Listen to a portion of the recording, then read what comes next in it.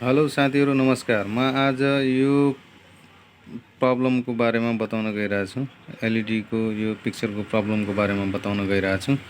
ल हेर्नुस्, यो प्रब्लमलाई म्यापिङ मोड भन्छन्। यो मोडमा हजुरहरूलाई पिक्चर चाहिँ यस्तो नेगेटिभ खालको देखिने र स्पष्ट रूपमा नदेखिने। ल हेर्नुस् साथीहरू, म यसलाई कसरी सल्भ गर्न सकिन्छ भनेर हजुरहरूलाई बताउन गइरहेको छु। भिडियो अन्तिमसम्म हेरेर साथ दिनु होला। हजुरहरूलाई तब मात्र राम्रोसँग बुझिनेछ।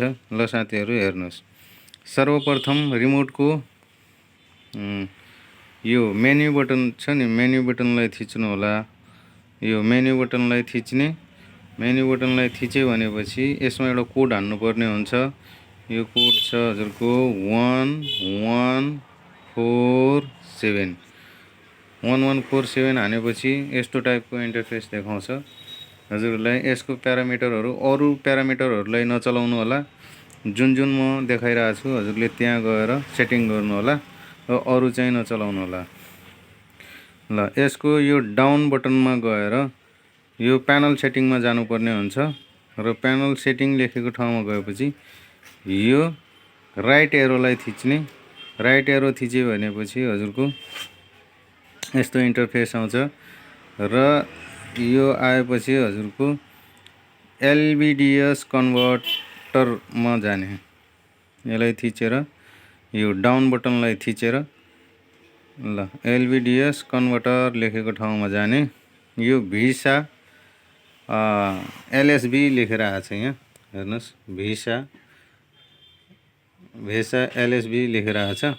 यसलाई चाहिँ हामीले यो राइट एरो थिचेर चेन्ज गर्ने। अब यसमा भेसा एमएसबी भनेर लेखेर आयो, फेरि एकपल्ट थिच्ने।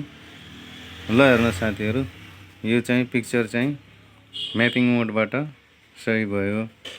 यसलाई चाहिँ हामीले यो तरिकाले सल्भ गर्न सकिन्छ। हामीले यो ब्याक बटन दबाएर फेरि त्यसैमा गयो भने यो चाहिँ त्यस्तै प्रब्लम छ आयो है। यसलाई यो जेइडा भन्ने छ नि, जेइडा लेखेको छ, यस मोडमा राख्ने। जेइआइडिए लेखेको छ। यो चाहिँ यसरी सल्भ गर्न सकिन्छ।